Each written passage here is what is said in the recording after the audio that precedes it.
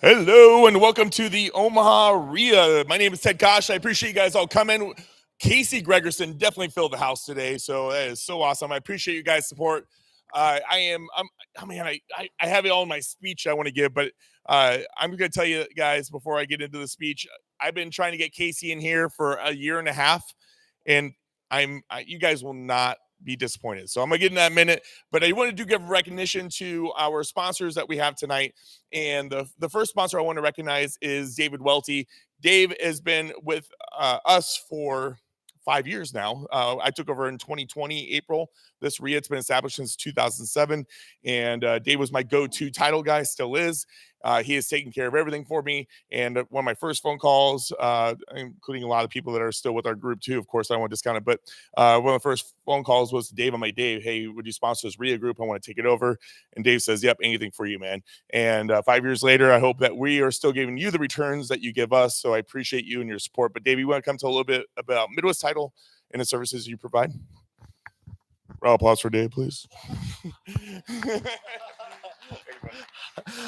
Ted told me I had 4 minutes. I'm going to give you 2, maybe, if I talk slow. But it's just amazing to see how this group is grown over the years. When Ted took it over, it tenfolded it 10 times, which is awesome. I was just telling some friends and customers. I remember the first time I spoke to this group, it was at the Westside Community Center, right off Grover-ish, like 100th and Grover. There might have been like 10 people there, and they conned those 10 people into coming and listening to me speak for an hour about title. So we won't speak that long. But again, David Welty, Midwest Title and Escrow Company. Been doing it for 23 years. Been very fortunate to jump in the business. It's been a ride. I love real estate because you feel like you learn a lot about life in real estate. So deals, it's amazing to see the transactions, and we appreciate all the work that's generated from this group. You guys are taking big risk to make big bucks, and sometimes it happens, sometimes it doesn't. That's why you come here to learn, so you can minimize those life lessons per se. But I'll be over here all night. Let me know if you got questions, concerns. Like Ted said, there's no deal left behind. They don't always close on time, but they generally always close, but if you got scenarios to run by me, whatnot, I'll be here all night. So appreciate everything, and I hope you all learn, and great speaker tonight, and enjoy. Thanks, brother. Appreciate it. Cool thing about them too is if you need their services, they will do the closing at the property, which is kind of cool. Also, or go anywhere that you absolutely need. I've had them stop at properties. I've had them at offices that weren't their offices, even though you guys have 12 locations. 6. Okay. I was exaggerating by 50%. Yeah. 100%.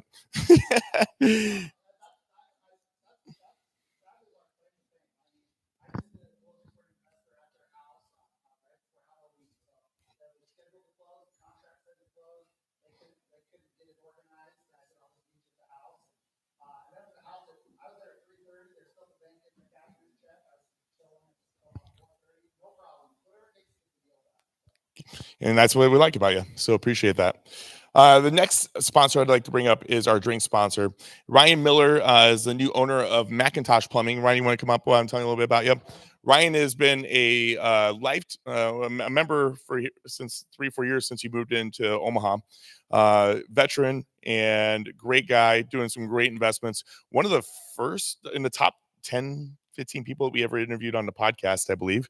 And the top 50. Okay, we'll go with that. And so yeah, I'm way off on my numbers today.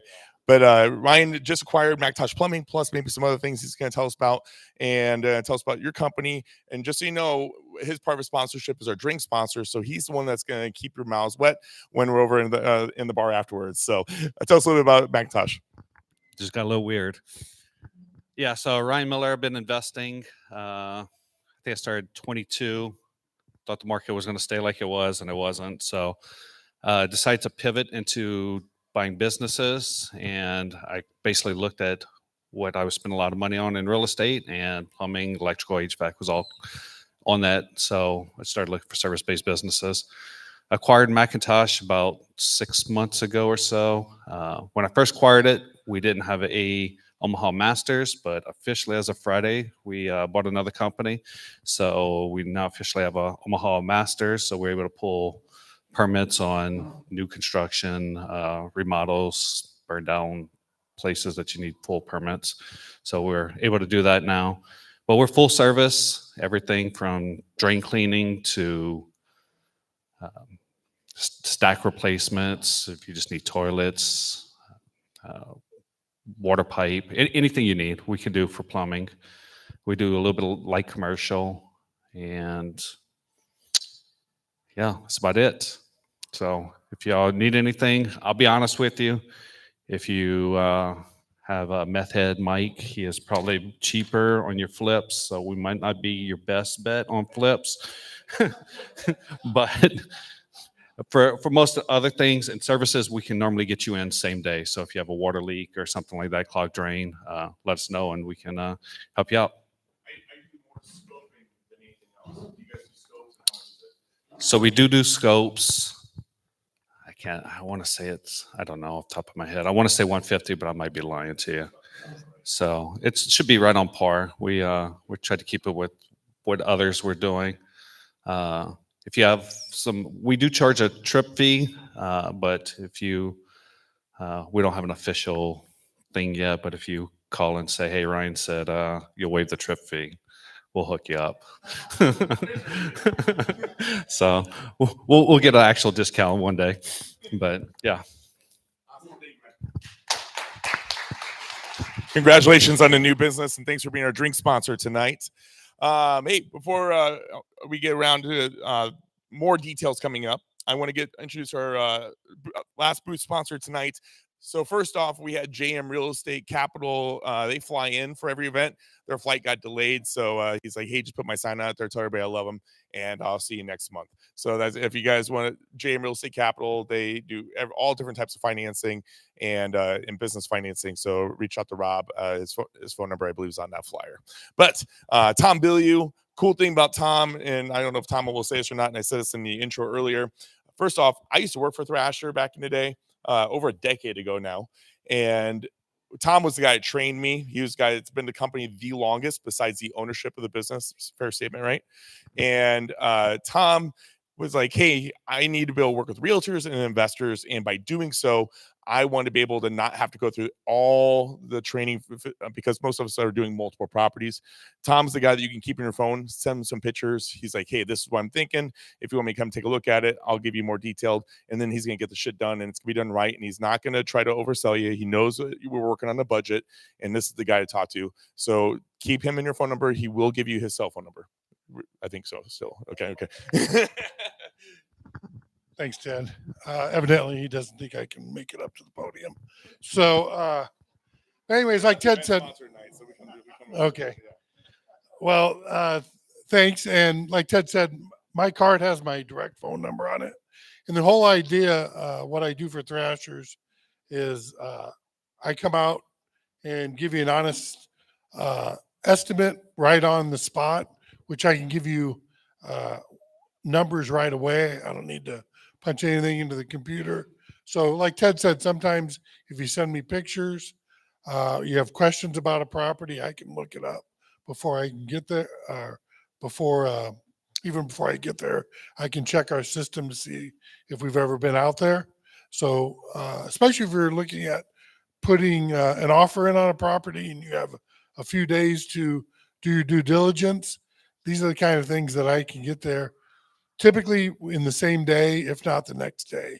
I cover about an hour and a half radius of Omaha, but I actually I'm going to run down to Maryville, Missouri here on Thursday to look at a investment property for a local guy. So I can, if you have I'll run over to Des Moines. We have an office there, but whole idea is just to give me a call to get things looked at. We fix obviously basement and foundation problems, structural problems, waterproofing. We do a lot of lifting and leveling of concrete. So, and I can lead you in the right way without having to spend a whole bunch of money before you invest in that property. That's the advantages to what I can do. So yeah, feel free to give me a call. Our number's up there. I have cards, little balls. So Really bright flashlights. little bright flashlights. So anyways, thank you. Look forward to helping you out. Awesome. Thanks, Tom. I'm using Tom to. I got an in-ground pool, and the concrete's starting to settle around it, and he's going to foam lift it all for me. And the cool part about that is it's really light, so it's not going to push in the sides of the pool. Where like if I mud jack, he's explaining that the mud jacking weight can push in the sides of the pool. So we're going to do that this spring. I'm super excited about that. I definitely need it. Over here, we do have 4 books. 2 of them are from Terry iText, and 2 of them are from Austin Compton.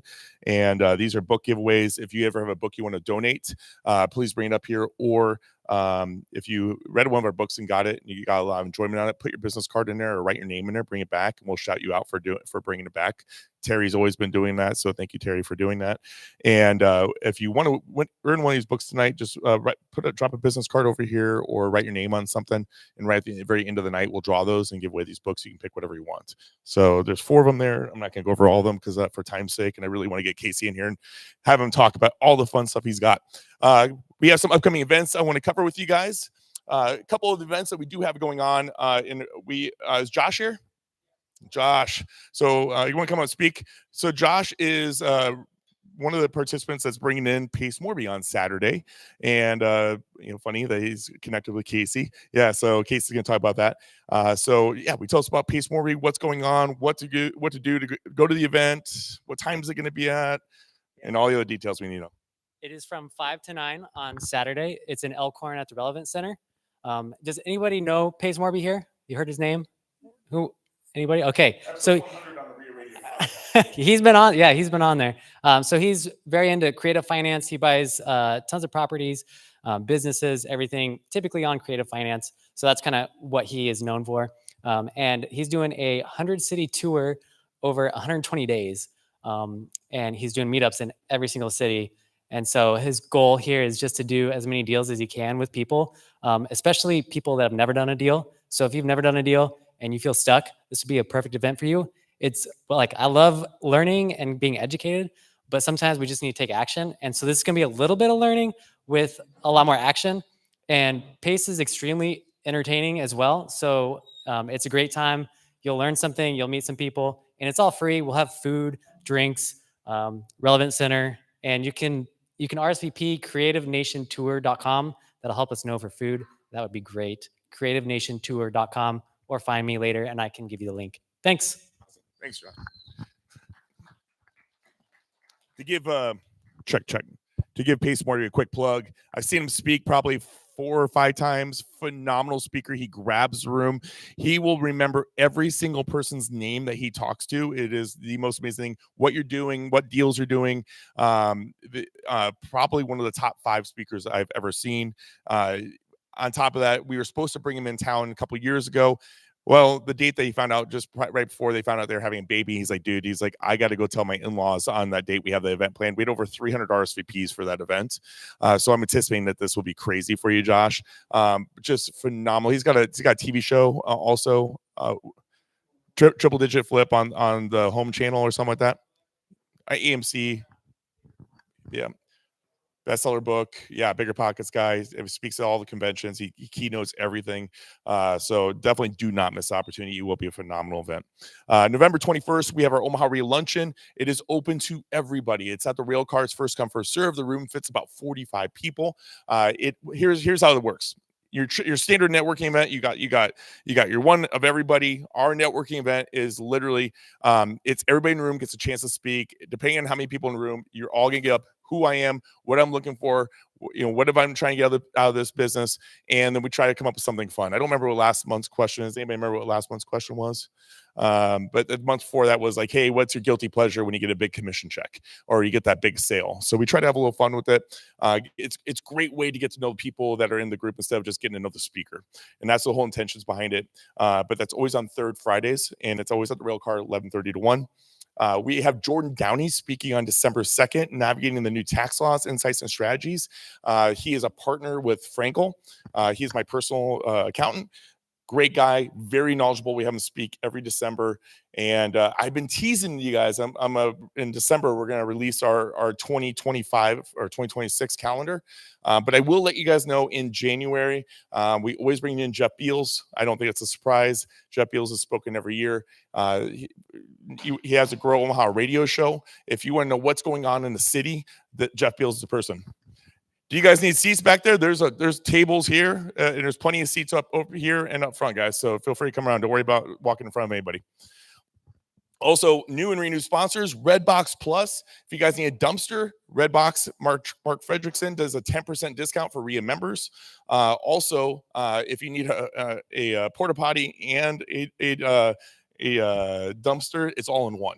So you got a big flip you're doing, no plumbing. Redbox Plus will take care of you. Call Mark. He's one of our sponsors. And one of our newest sponsors, Fiber First. Rachel's going to come talk next month. But if you have an apartment building, you want to run fiber and have internet packages, Fiber First will be one. We'll cover more details on that coming soon. Last thing I want to cover before I invite Casey up is we have a podcast. Owen Dashner back there and I have a podcast called REIA Radio. REIA Radio has been around for, Owen, is that 4 years now? Yeah, 4 years now. We've got 260 plus episodes recorded now. Fun thing is I put my top 10 lists out there of who we want to interview, and we knocked one of them out. So we have AJ Osborne that we're interviewing on Friday. We're super excited about that. AJ is one of the biggest investors in storage units and literally wrote the book on storage in the country. So we're super excited to have him on. That'll be on about 2 weeks. We just got done with Ian Ziegler. Where's Ian over there? So we get to Ian, his great story about his commercial property that he's doing, how he's changed his mindset, doing over and over again. He's doing tons of single families. Most interesting person in the world. He's right there in the corner. You can talk to him exclusively. You're next to Ryan Miller at the plumbing booth over there. The plumbing booth, yeah. And then also we do on Mondays, we do what we call a real estate rundown. That's Owen and I shooting the shit, pretty much talking about whatever's on our mind and things that are going in our lives. So if you don't care about what we got going on, just ignore the Monday episodes. And then on Wednesdays, we always do the interviews. So, or if you love the other side, you can do the other, but we prefer you listen to both and then give us a 5-star review. That'd be awesome. Next coming up, we have Jennifer Newby. Jennifer is just a ball of energy, complete goofball. And she thought, she just went from literally nothing to creating a whole building group and rentals and Airbnbs and life of travel. It's a great story. I met her at the National REIA conference in New Orleans. I think you guys are going to have a lot of fun. You're going to have one of those situations where you have like a grin on your face the whole time listening. She's really funny. But without further ado, I do want to introduce Casey Gregersen. I did write this whole speech off for Casey, and it would sound really good if I did it. But I've known Casey well enough now. I feel like I can just say this, like Casey, I warned you. And so to give you a little, think about this, okay? A lot of entrepreneurs in the room, right? And probably the thing that you struggle most with is systems. You struggle with the time for the family, your spouse, your girlfriend, your boyfriend, whatever it is, but it's all about time and management. And that's something that Casey has really mastered. Casey's a systems guy. Casey used to work for Shell gas stations. He's originally a Wyoming guy, moved to Houston. They had that W-2. He was doing investments. He had 3 kids, 4th coming. They let him go a week coming out of that new job. Now, right about that time that he got let go, Owen and I met him, and Dennis actually met him in Bigger Pockets. I believe it was San Diego. And we were doing these video shorts. And we had the privilege of running into him, getting to know him, getting to know his story. I'm like, man, we got to get you on a podcast. Then we see him at another Bigger Pockets conference. He's like, guys, you still haven't got me on a podcast yet. And so we get him on podcast, episode 189, did a long interview, got to know him and his story, what he's doing. Come to find out that he's got 400 and something rental units, and he's doing some lending programs. And by the way, he's doing 70 to 100 flips, and he still makes time to be a dad of 4 kids. He still makes time to coach his 12-year-old team because he used to be a quarterback for the Bears. Yeah, right, Bears. And so he still makes time for all this. And when we interviewed him at the end, we were so impressed with this interview. We're like, Casey, I re-listened to it this morning, just so you know, Casey. I re-listened to it, and at the end, we're like, please come to Omaha. We need you here. Your story's compelling. Your systems are amazing, and we think he's like, guess what?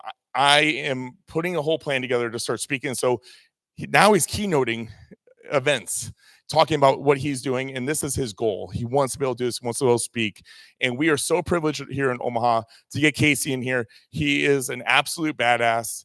He's got great values, and he's a family man, and I can't say much more amazing things about this guy, but I think that you guys will be impressed. Take notes, and then when we go to the bar afterwards, make sure you make time. We will make time for after event for at least 15 minutes of Q&A. And just so you know, when you have these great questions for him, please come up to the microphone so we can get you on camera. He's got a lot of family and friends back home that are going to be zooming in and watching this. So we appreciate you guys. And can you make sure his kids can hear the crowd applause from him walking up? So can you guys welcome Casey Gregersen?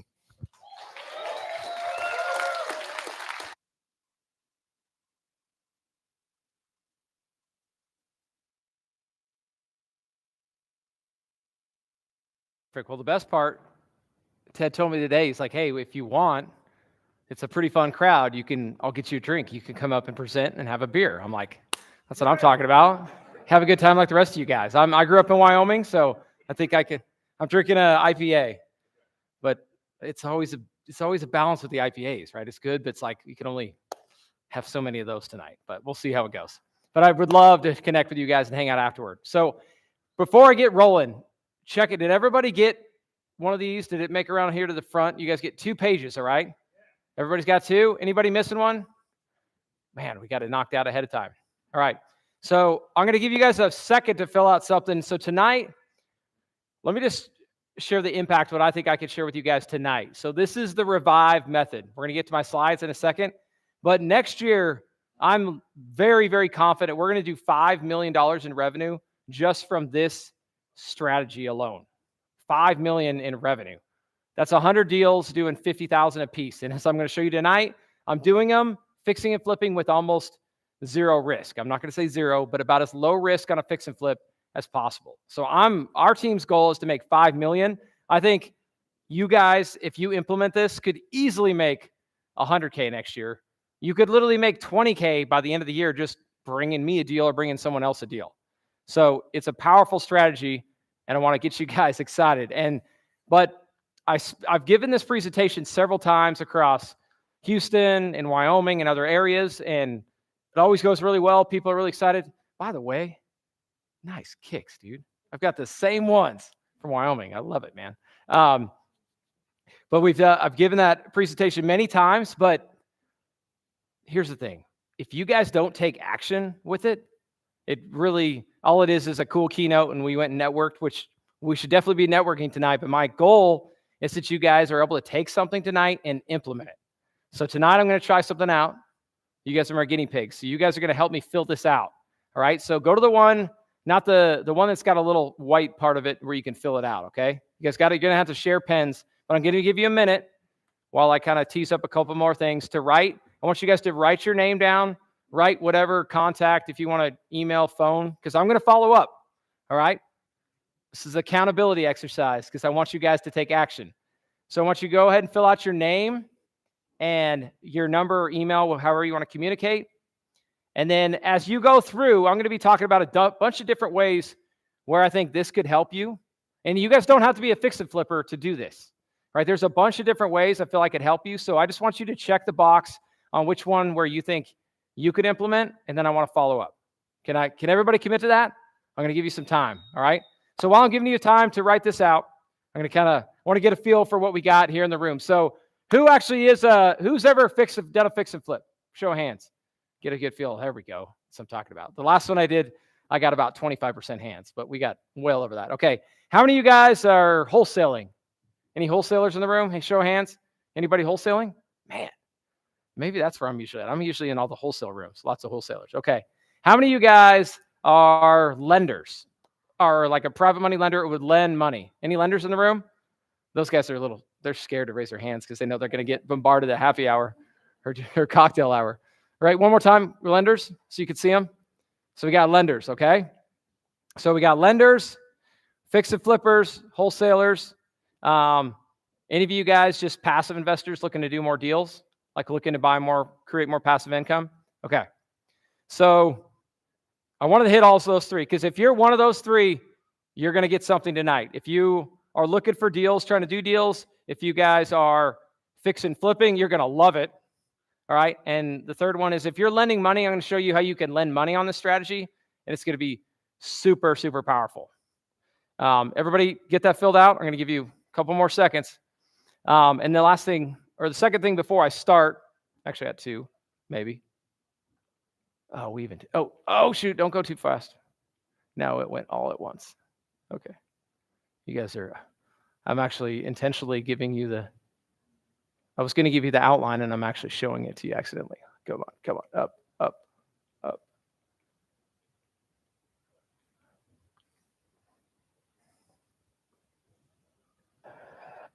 Okay, we're back at it.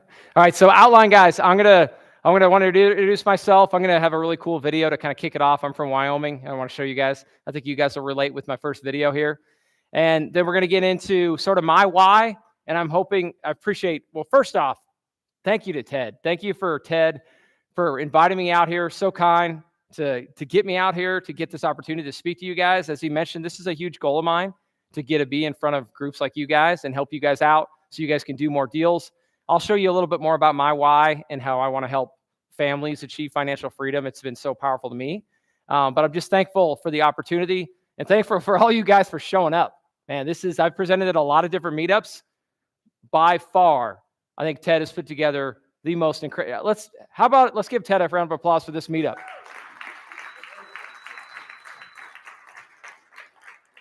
I'm like 5 minutes in. I can tell it's going to be my favorite because everybody's having a good time, full room, and you guys are super engaged. So one of the big time thanks to Ted. Outline, we're going to go a little bit about my why. I'm going to go into how the Revive method works. I'm going to go show you guys some case studies. I'm literally going to show you the underwriting and give you the underwriting tool, like a spreadsheet on how I underwrite every one of these deals. And then if we have enough time, I'll show you guys how I literally call and negotiate it with the seller. And when you guys see how I pitch this, you're going to be like, oh my gosh, that's easy. Like I could pitch this to agents. I could pitch this to you. There's so many of you guys in this room tonight who are going to see this and be like, there are so many deals that I have passed on that I could have just, if I'd have done this. And a lot of you guys probably already thought about this idea, but you didn't know how to actually structure it. I want to give you guys the tools so you can actually structure it tonight. All right. So quick disclaimer. Do not go execute the strategy on your own tonight and just go plug into ChatGPT, say, give me the documents based on, maybe you got a little Claude like I do or a little Pennant and you're going to transcribe it. Like, do not do this on your own the first one. All right. I've run all this stuff through my local state attorneys or state by state with my attorney to make sure we've got the right language. All right. Especially with all the stuff happening with wholesaling. I encourage you guys, do not do this on your own. All right. I'll give you guys a cool little way that you can get involved at the end, but definitely do not just take what I said tonight and go implement it. I would hate for somebody to not structure it properly. Okay. So very important disclaimer. All right. Everybody have a chance to fill this out. Everybody got pens? Anybody missing a pen who needs help with a pen? I know I sometimes forget a pen. Okay. You guys are ready? Because I'm going to grab all these at the end because I want to help you. All right. You guys ready for the video? Let's kick it off. So some of you guys, any football fans in here? Any football guys? All right. So I got to set this up because as soon as I click it, it's going to go live. So this, to set the stage, this is, do you guys remember though, did you guys get hammered with snow back like October 6th? Did it come to Omaha and you guys get snow? Or was it just in Laramie, Wyoming? Yeah, probably just Laramie, which is ridiculous. So my buddies are like texting me. They're like, are you watching the Wyoming game right now? Like it's October 6th and the field is covered in snow. Like I've seen it in November, but never the first week of October. So lo and behold, that night we had a giveaway for my direct to seller company, YO Houses. That's how we buy our deals. So we're doing our giveaway to win $10,000, right? We do this really fun thing where we do a drawing. We let a fan come out there. He gets 3 tries to throw the football through this big blow up house, our YO House's house. He gets 3 shots. Okay. So I've watched it like 2 or 3 times. He never wins. I brought my kids on the field. We were all excited. We wanted to give away $10,000. Never happens. They always miss. So actually, in the last time we gave 2 shots, and I almost audibled, like literally, and this is like, you want to talk about like putting together an event, like this thing is like to the T, you're out there, they're timing you. And I almost told the guy like, hey, take one more shot. Come on. I want to give away 10,000. Anyway, he didn't get it. So this next time we gave him 3 shots. All right. So here is, his name is Caden. Caden's hit his first 2 up there, misses. All right. And he's starting to get some boos from the student section, but here comes throw number 3. Let's watch it. For 10,000.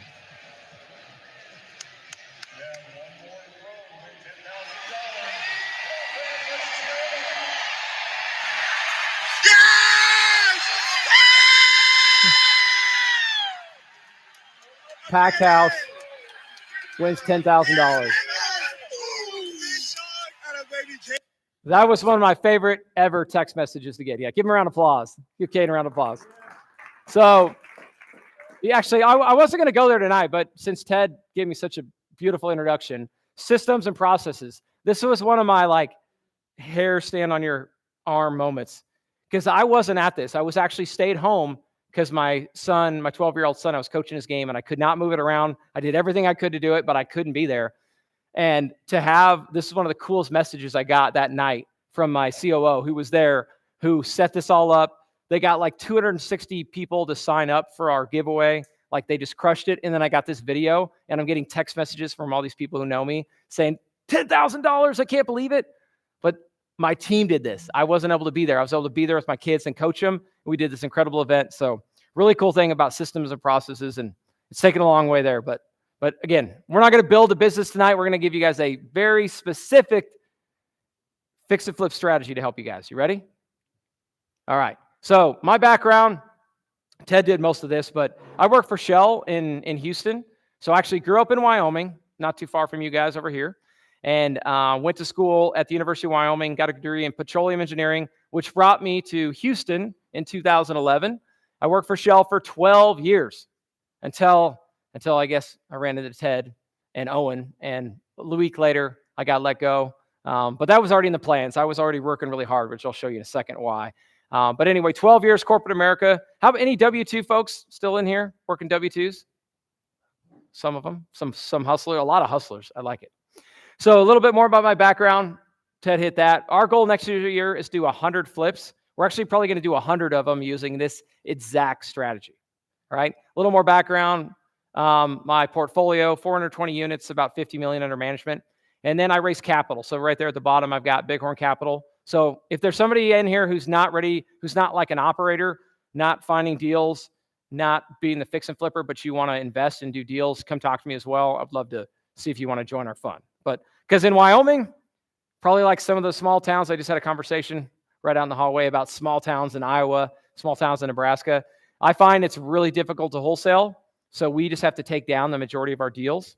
And we go direct to seller. So I find the deal, we use in-house construction, and we manage the property. Right? So all that works really good, but it's very capital intensive. So a couple of years ago, I learned that I better figure out how to start raising money, because my W-2 job at Shell is only going to let me get like one of these a year. And it's not going to pay for all this marketing, pay for all this overhead and all this staff. Right? So that's kind of how I built it and why I raised capital. All right. But really, I want to talk about the why. Okay. So I want to show you guys my why. This is my 4 boys. This is one of my favorite photos I have. It's on my screensaver. I think my wife's still kind of mad because I love having her on there. She's very beautiful, but like I've been having this one on my phone for a while because this was actually my 2-day workshop that I did back in July. And it was pretty fun. We had all these great speakers. And I told the audience, I'm like, guys, tonight I've got 4 guest speakers coming. You guys are never going to guess who they are, but we got 4 special speakers tonight for Q&A. So we brought up the boys on the stage and let them answer questions, and it was really fun. And it was one of my favorite moments where I get to bring them, be a part of it. Right? So my why, guys, is being able to choose family over work. Right? Because I worked in oil and gas for a long time where my only choice was to go show up and take that flight out to West Texas or take that flight out to the Gulf of Mexico on a platform for 3 weeks and be away from my family. And it was really hard. And I worked really hard to have that option to finally make the choice when I was ready that I was going to choose family over work. So my bigger mission, because I know I've got a lot of assets doing a lot of deals, but why am I still working? It's because I want to give more people that same opportunity to say, and everyone's different, right? It might not be, I want to quit my job now, but I at least want to help people build that to where when the time is right, you can make the choice and not be backed in a corner and be like, I've got to go to work. I've got to go to this. I've got to miss this. Give you guys the choice. To me, that's what financial freedom is having the choice to choose your family over work. So the reason I'm going so deep on this, guys, is why I work so hard, but I want you guys to think about what is your why. Hopefully you guys, how many of you guys, just show of hands, have really thought about your purpose, right? If you accomplished everything and had all the money you needed, what is driving you? Have you guys done a lot of that? Raise show of hands. This will also show how many guys are like really in good high-level masterminds and groups. I'm not surprised by a lot of hands raised because you guys are in the right room, surrounding yourself with the right people. But I want you to think about your why, right? Why did you show up tonight, leave your family, leave your wife or your kids or your whatever you had going on to come here? I'm assuming it was because you guys wanted to grow. You guys maybe wanted to learn something and you wanted to network. So I'm starting that off with, I'm going to give you a tool tonight, and I gave you a worksheet, a little box to check. That way you guys could take some action on this. Because if I get to the end of tonight and after we network, I'm going to have a good time. But my goal is tomorrow is I got like 100 of these filled out with people who want to take action, right? But the action only comes from your why. Because tomorrow there's going to be a lot of stuff happening. But if you know that why, to me, you guys will take some action. All right? Now, you guys ready to get into it? Fix and flips? No risk. We're ready for it. I teed it up. All right. So, again, where this comes from, this photo is from I looked it up on my phone today. I actually just added it. 2018. Right? This is Fort Worth, Texas. We're doing a bunch of fix and flips. That was when I first started trying to do more content and have my film guy. I had my film guy there. He's right there. We're recording it somehow, so we did. But the reason I shared this photo was this was a time in my life where it was like a big time. This was a bottom. Or shortly, months after this was a big rock bottom for me. I was doing fix and flips, and really I was doing the burst strategy. So this house was actually a great one. I bought it for $80,000. I put like $80,000 in, and it appraised for like $230,000. So I literally got all my money back. And I did this on like 3 or 4 or 5 properties with my partner in Fort Worth. And me and him are thinking, all right. I actually thought at that point I was ready to leave my W-2. We'd actually moved to Dallas, Fort Worth, and I was thinking, all right, I'm ready. I'm going to start to choose family over my shell job. But a little too soon, we started doing, so our thought was, all right, let's start doing some fix and flips and buy from wholesalers, and we'll buy them, we'll fix them up, we'll sell them, and then that profit, we'll keep reinvesting so we can keep buying more and more rentals, right? On paper, it looks pretty good, right? Let's go do some fix and flips. The underwriting looks good. We'll sell them, we'll make money, buy more rentals. Well, unfortunately, that's not how it went. And we were using hard money combined with private money. We had tough contractors, a little bit of seasonality in the market. We definitely did not have enough cash reserves. But the biggest thing was the biggest lesson I learned was 2 exit strategies, okay? So on those fix and flips, my ARV on those houses was around $500,000 to $600,000. Some of them were 700 plus. So guess what? When that house didn't sell and didn't move, what was my only option? What do you do when you're flipping a house and it doesn't sell? Yeah. Yes. Ideally, you make it a rental if you can. But when you're flipping at that high price point, that thing is not renting out. And no bank is going to give you a DSCR loan. They didn't even hardly have those back then. But you're not going to be able to go to a bank and refinance and keep it. Your only option is to drop it and take a loss and keep dropping until you get out of it. And we had like 4 properties this all happened on. And I learned a very important lesson Ted just said, which was 2 exit strategies, right? I'm not going to go buy something that if it doesn't work out to sell it, I can't hold it as a rental. Because if I were to hold on to those 4 properties to this day, I'd be sitting pretty good. Right? But instead, I took these huge losses, right? Literally, guys, I had to call my hard money lender and say, I can't make my payment next month because we're out. I can't get anything sold. Like I need some time, right? And I had to tell my private money lenders, I got to pay back the hard money lenders, get this thing done, and you got to give me some time to reset. And only at that point in my life, I had to completely reset start over. I moved back to Houston, back to the office job because I was in the field at the time. I'm like, I got to go back to the office and I got to reset. Okay, so I reset, kind of got my feet back underneath me. Fortunately, I never told you this, Ted. We talked on our podcast about Pure Bar. It's a women's fitness studio. Thank goodness me and my wife had built a really successful one. And I was able to sell basically half of my equity to pay back all the hard money lenders and my private money lenders. Otherwise, I don't know where I'd be today. But I was able to do that. I was able to sell it and restart. Okay. So now where this goes is 2 exit strategies. Okay. Well, now, do you guys remember after COVID, but they started, so a couple years after COVID, do you guys remember when they started raising rates? What was that, 2 or 3 years ago? So when they started raising rates, if you were like actively doing deals, especially if you're a fix and flipper, you guys remember that was a scary time to be a fix and flipper, right? Because you had no idea where it was going to stop. You don't know how high rates are going. If you go start a fix and flip today, your ARV is here. But by the time you're done, you have no idea where it's going to be because you don't know where the market's going. And so I had 2 options at that point. I could just stop and maybe go back to Shell. Let me think about that. I think I'd already made my decision by then. So I wasn't going back. Or I could find a different way to do it, right? But I still wanted to buy at higher price points. But I was trying to think to myself, how could I continue to buy fix and flips and not take all the risk? And that's how the Revive method was born to me, right? We're in that, because if you're a good fix and flipper, you are conservatively underwriting your ARV, right? After repair value. Am I losing anybody? Everybody tracking? You guys good with me so far? So if you're looking at a fix and flip, you're basing off what can I sell it for? But you got to be conservative. And as some of you guys know, there's a lot of people who will pay more than you that don't really know what they're doing, and they'll overpay, right? That's sometimes good if you're a wholesaler, but if you're a fix and flipper, you just got a bunch of people overpaying. And I was going direct to my sellers and I was saying, hey, I don't know where the market's going right now. Instead of paying you 70% of value minus repairs, I'm at like 50% because I don't know where the market's going, right? And a lot of sellers were like, stop lowballing me, right? They don't want to take that deal. Did anybody else live that situation where you're trying to get deals done and there's just a complete disconnect because the seller is not ready to sell there. And also the seller is like, my neighbor's house just sold for $800,000. They're like, yeah, but you don't understand that was when rates were low and rates are going up. So I'm trying to figure this out. And I figured out how do I keep going, but how do I mitigate this risk? So what I did was the Revive method. So let me kind of explain it, and this will all click for you guys.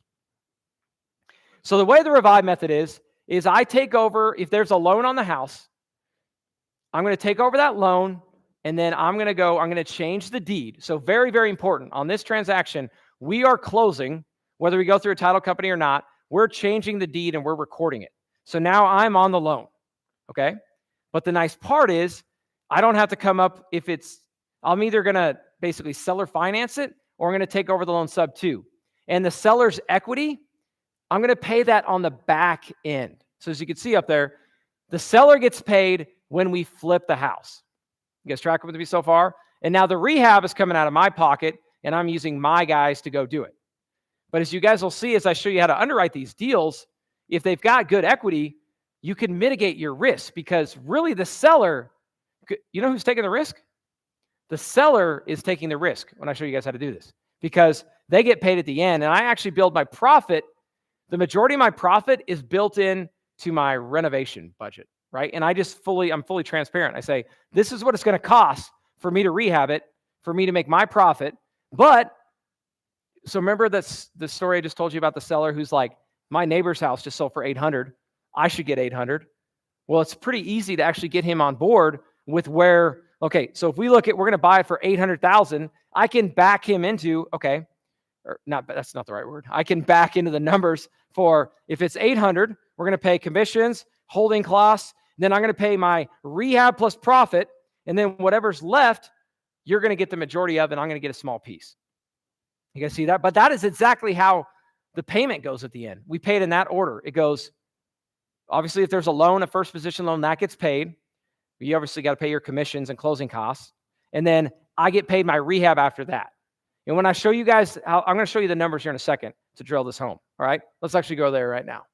Okay, so I think I covered this pretty good how it works. So you take over their loan, you transfer the deed, you go do the work on the house, get it ready, fixed up. Once it's ready, you go list it, sell it, and when you sell it, you pay back the first position lien, if there is one, you pay back yourself, myself as the investor, and then we profit share. Okay? Is anybody familiar with a novation? A couple people. So I didn't want to go too deep on novations if you guys haven't done them. It's very similar. It can be similar to a novation, but very, very important difference is on a novation, you basically just say, hey, if I sell, okay, so what's your name, sir? It's Thomas. I'm like, Thomas, how much do you want for your house? It was 180,000 good enough for you? You're good. Okay, so Thomas, if I can go list your property on the MLS, and if you get 180, but I end up making, is it okay if I make anything above 180? If you're good with 180, you good at that? And you're good if I go and market it, share it with all my investors, put it on the MLS? You're good? Perfect. That is a novation agreement. All right. And so then I go list it. I do the marketing, and anything above 180 plus whatever commissions that I pay, that's my profit. The thing with a novation agreement, though, is it is secured only by a written signed contract. So if Thomas decides that after I go find my buyer and he's like, oh, screw that, Casey's making like 30,000, even though Thomas told me he was good with it. We all know most of these sellers in distress are not the most stable people, right? They could go dark. I mean, anybody ever had a seller go dark on them, even like on a wholesale agreement, or completely back out? What is, if you only have that contract, what is your recourse? You literally got to sue them. You got to sue them for performance. So if Thomas did that to me, now I got to decide, am I going to go sue Thomas to get him to sell to me and go through all that headache? You're probably not going to do that.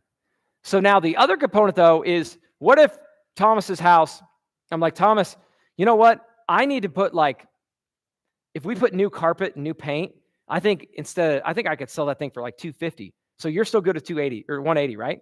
You're good? Okay.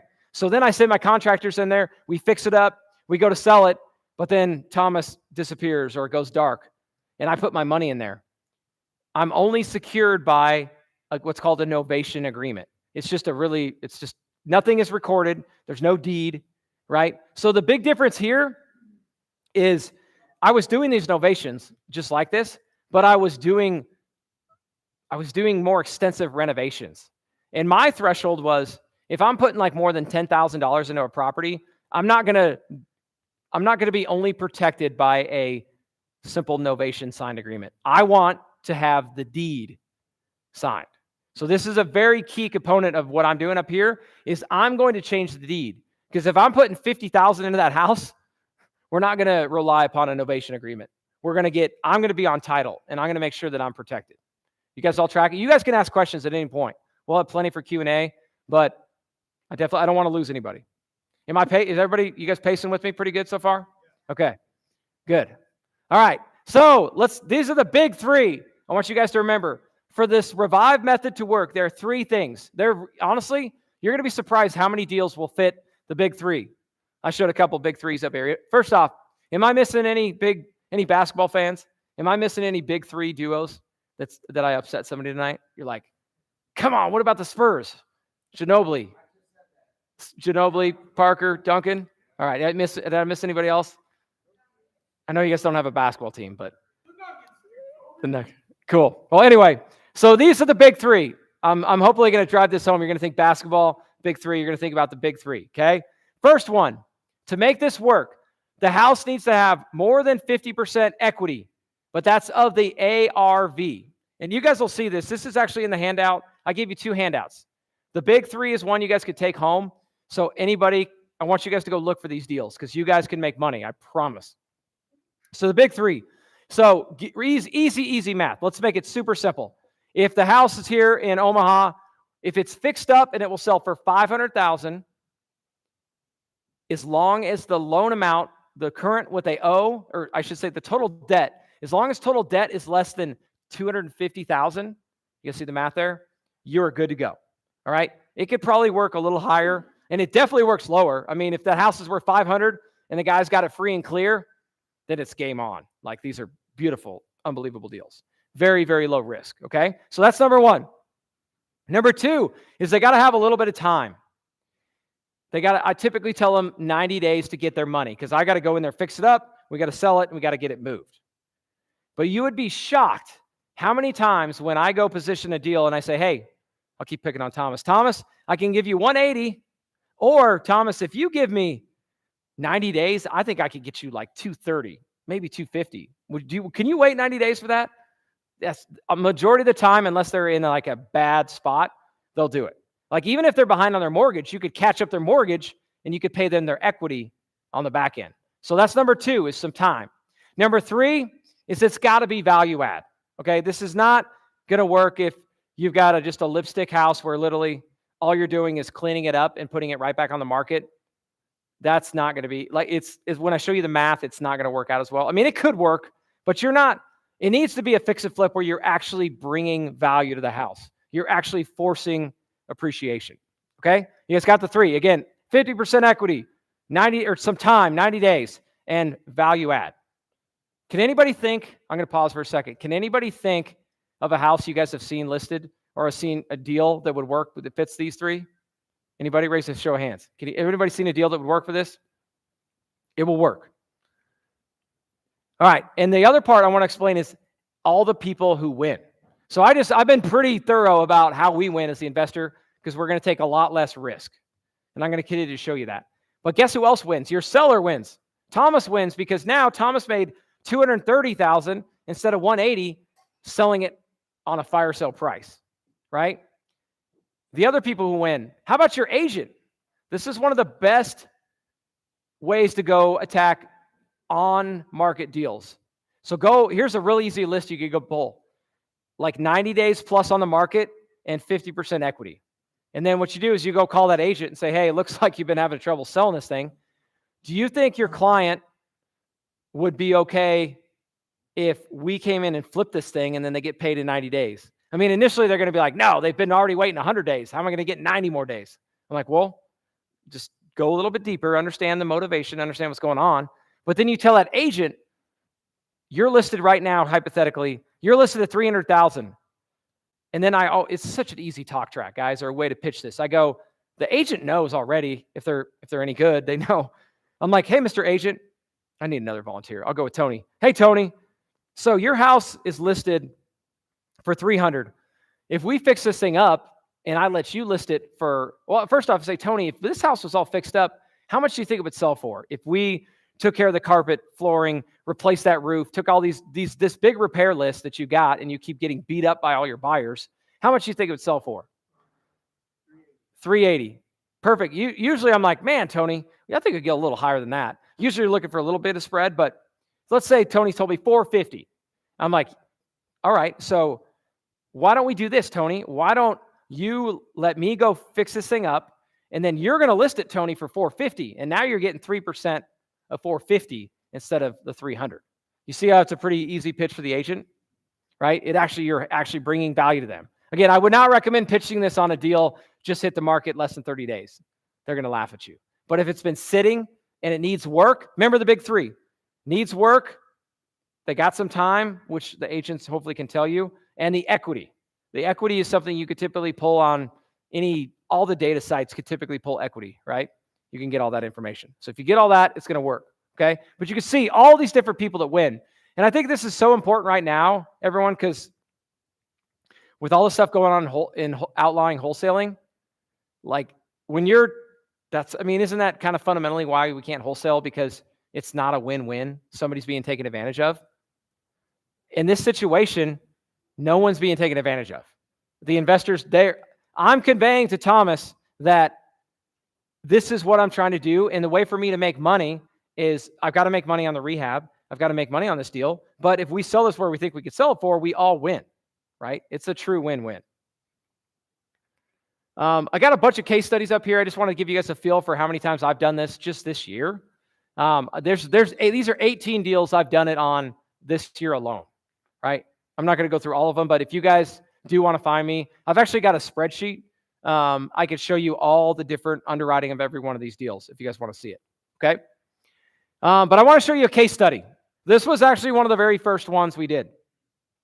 And this actually happened right at that example when rates were going up. So let's go back to the story I told you about. Rates are going up, high price point. So the ARV on this house was $500,000. And I'm thinking to myself, there's not that many buyers at $500,000. I'm also thinking, if I can't sell it at $500,000, I'm not going to be able to rent it. And I'm going to violate my rule that I learned the hard way, that 2 exit strategies. So I'm thinking, how do I do this? So her name was Mary. I go, Mary, and let me show you Mary's house, okay? So this is what Mary's house originally looks like. Mary's trying to sell this. She inherited it.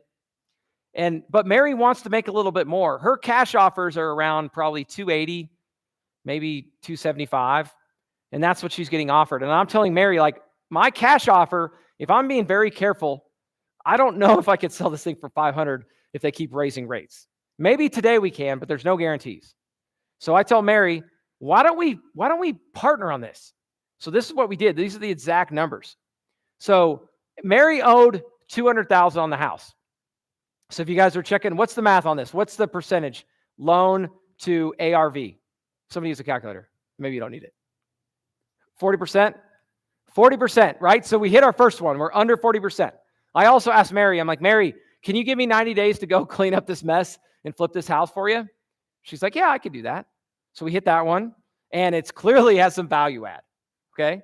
So as we work down there, the total investment, guys, here's where it's at. Look how less risky this deal is. So total investment with my rehab of 100,000 is 300K.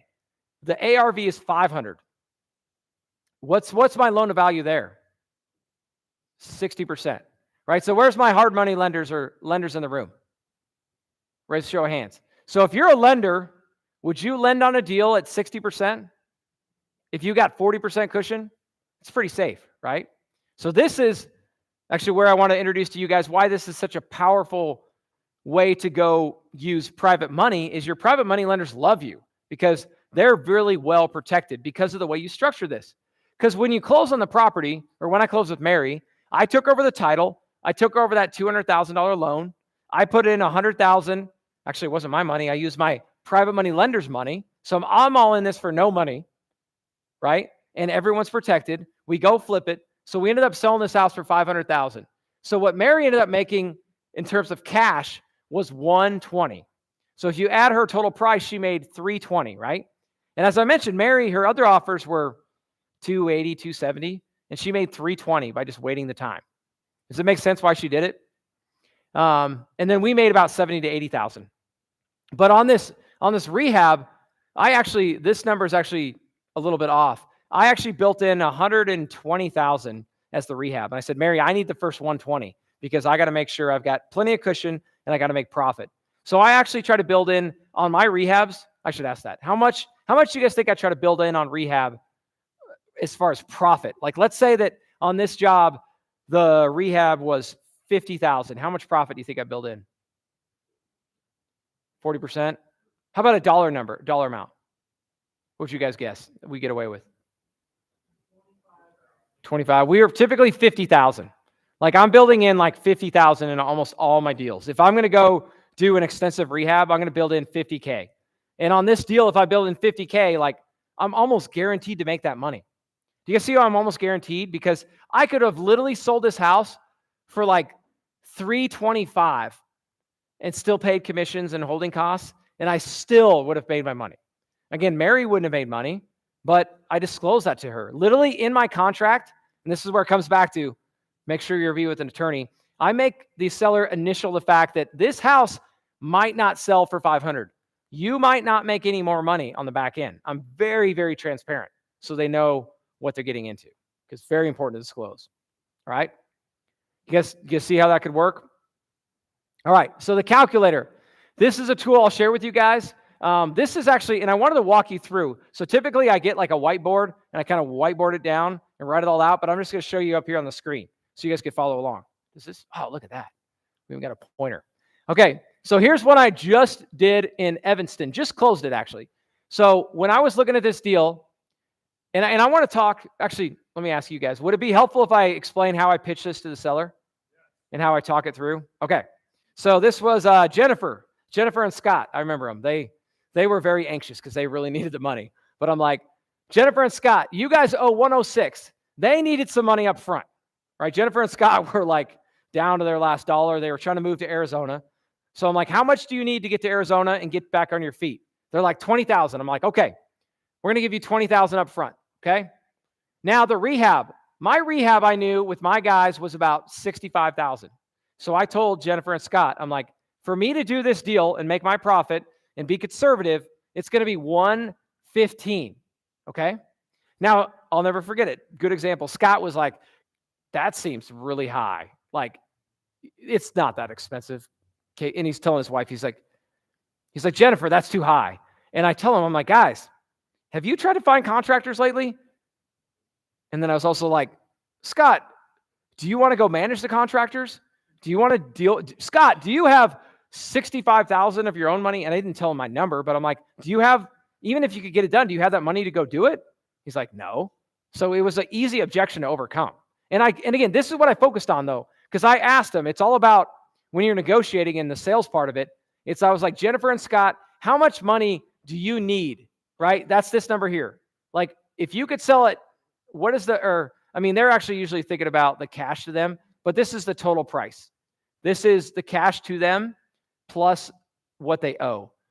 And I focus on that number. And I knew that Scott and them they wanted to get about 300,000 out of it, but there was no way they were getting 300,000 right now as is. But I knew it was important to them to get to 300,000. So what I do is I model out on every single deal. I model out a low, medium high, and a high. And I show them, hey, if this thing sells for where we think it will for 490, you're going to get 300,000. And they get excited about that, right? Because back to the example I told you guys earlier, where I was like, they don't want to sell their house because they're like, my neighbor got 800,000. Well, that was Scott and them. They're like, well, all the houses in the neighborhood, they're selling for almost 500,000.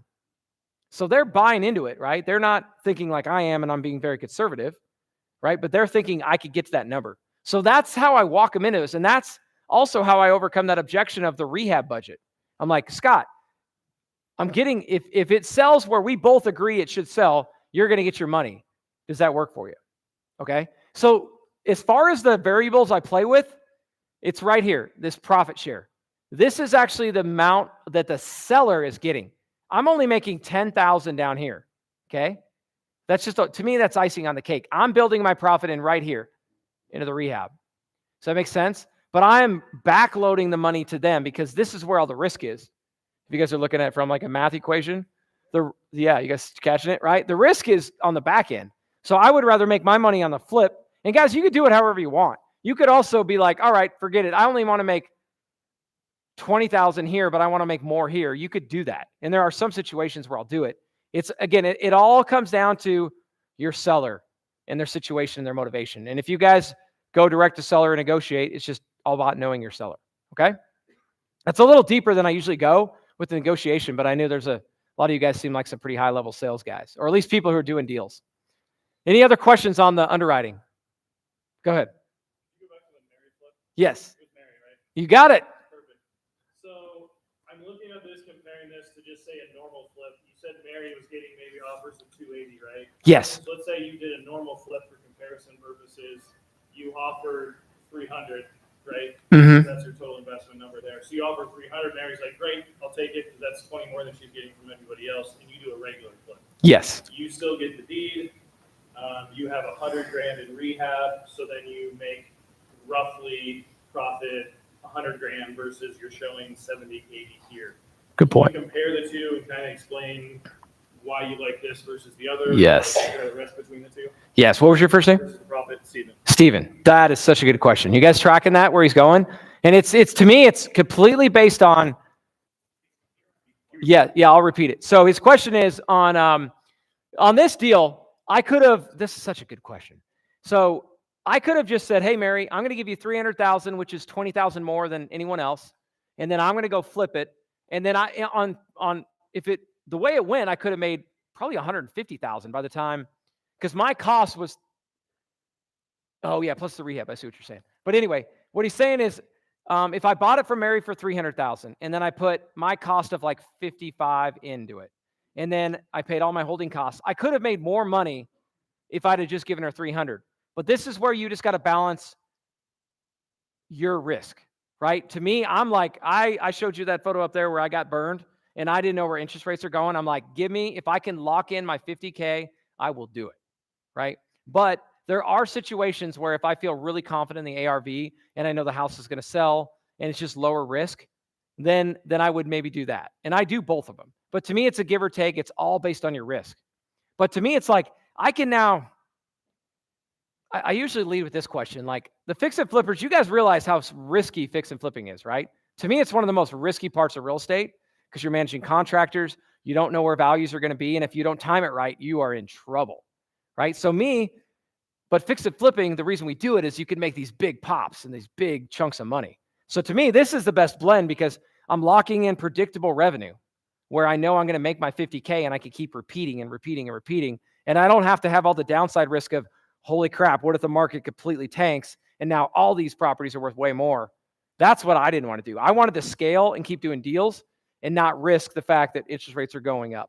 Like, guys, I think it's I feel pretty good where things are going now, maybe with rates, but I'm telling you that most of 2020, the last like 3 months, I have been loving this strategy more than ever because you're just like tariffs, all this uncertainty.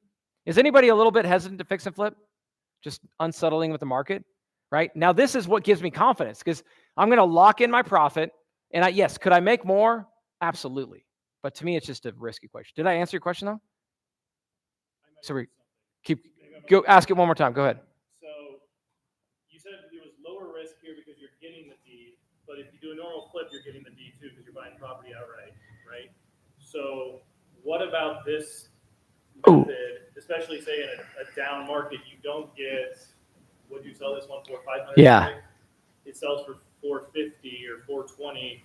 What about this makes it less risky than a normal flip? Yes, because if I would have just given the seller all their money up front and just given her 300,000, and now the market adjusts, and now I can only sell that thing for 450. And guys, I'm telling you, if you're a fix and flipper, it happens. Now you're at 450. Now it still won't sell. Now you're dropping 440, 430. You're down to 420.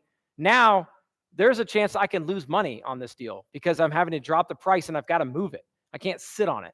So at some point it becomes I lose because I already paid the seller their 300. Okay. So now in this situation, I'm only guaranteeing her 200. You see that? Like she's only guaranteed to get the loan paid off. She's not guaranteed anything. So if it goes sideways and I got to sell for 400, I still make my profit. Does that make sense? Because she won't make anything. But it's why she's basically taking the risk. That part of the risk is passing To the seller, 100%. Yep. Good question. I thought you were going a different direction with the risk. Yes. Big time. Yeah. I don't have to go borrow 200,000 and take it over her loan, right? All I got to do is go fund my rehab. And my PML loves me. Like literally, I'll take over a loan at like 4 or 5, maybe 3% if I'm lucky. And then I'll go use private money, maybe around 12%. But it's a smaller chunk of private money, so it makes the deal way better. Who's still ultimately responsible for the loan? There, the seller is on it, right? So it is a sub 2 transaction. Oh, yes. Well, the lender is in first position, right? Well, their first position. Who's most responsible for the note? The first position one still has their name on it, right? Have you looked at sub 2, like buying a loan? Yeah, yeah. We pay, so I'll take over the mortgage, but What is on the line if the mortgage can't be paid? technically them, yeah. But I mean, I'm not going to, yeah, because their name's still on it. We do not assume it. We just take it over subject to. Yeah. I mean, you could play that however you want, but yeah. Yes. To do.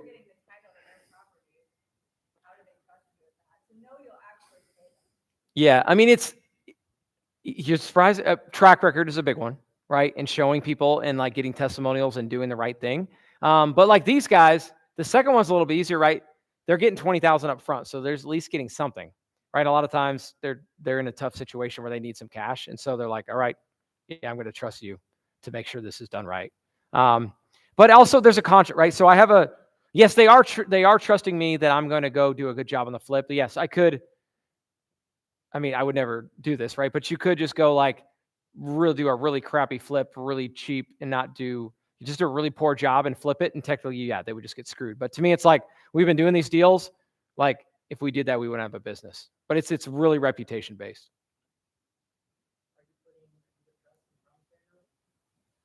Yeah, good question. Hey, just so we have a lot of people watching online, so if you have questions, either we have a microphone in the middle, or I can run to you with a microphone. So just a heads up. My question just was, I would assume that you're doing a deed of trust and a promissory note for the seller, so that in the case that you do bail and disappear, or it doesn't go well, they can foreclose on you and take the property back, even though it won't be in a good state. They might get something out of it rather than, Yeah, just that is a good fully way. disappearing, like in response to her. Yeah, what was your name? Josh. Josh. Yeah, Josh makes a really good point. That's a really good way to kind of re-secure your seller for you just completely, or something were to happen to you, to where they could step back in and still try to make that payment. But the majority of the ones we don't do it on it, but I would recommend it. It's an extra paperwork step that we typically don't have to take. But yeah, that's a really good point. We're going to go, I'm going to keep rolling, but I got a bunch. We got plenty of time for more, guys. So the other thing we do is, so if you didn't catch it, I still live in Houston, and I do the majority, like my 420 units, 95% of that's in Wyoming and Montana. All my fix and flips are in Wyoming and Montana. They're not in Texas. I'm not putting eyes and seeing half of my flips, right? I'm able to do this long distance, because I have good crews. So this is a little map of Wyoming. I have 3 different crews in the north, south, and right in the central part of the state. And this is how we scale it. But this strategy is helping me scale it across the country, right? These are my crews that I've been able to build out. But now, like I was talking to Ted about this, I would love to do a deal in Omaha because of the way I'm structuring it. So what I would not recommend for somebody trying to do their first long distance flip would be that house in Cody that I showed you. I would not recommend going into a brand new market and paying $300,000 and finding new GCs and putting it all together in a new market. That's very, very risky. But paying the $300,000 cash, right? But what I do like is if I'm going to Omaha, buying a fix and flip here, which I would do all day, and let's say it's the same numbers. I would love to go to Omaha and be like, hey, they only owe $200. I'm taking over the loan there. I'm profit sharing with the seller on the back end. And that way, if I completely miss because I'm new to Omaha and I don't know that neighborhood or that part of town, like there's something very wrong and the house doesn't sell, or have a bad batch of contractors, all the reasons fixing and flipping is risky. If all that happens, I could still get out of this thing and sell it and not lose my shirt. And guys, and this is what's allowing us to do these nationwide. And I'm hoping, is anybody else doing long distance outside of Omaha? Or pretty much all you guys local? Mostly a little bit here and there. Well, that's okay. Well, we can still do ones together. But if you guys ever think about fixing and flipping long distance, this to me is the way to mitigate the risk. So we'll summarize, guys, and then we'll get to Q&A. But again, to me, it's the safest way to fix and flip properties, right? We're not having to take all the risk, and we're locking in our profit.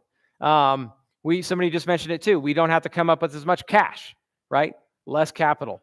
And then kind of finally, your private money lenders, okay?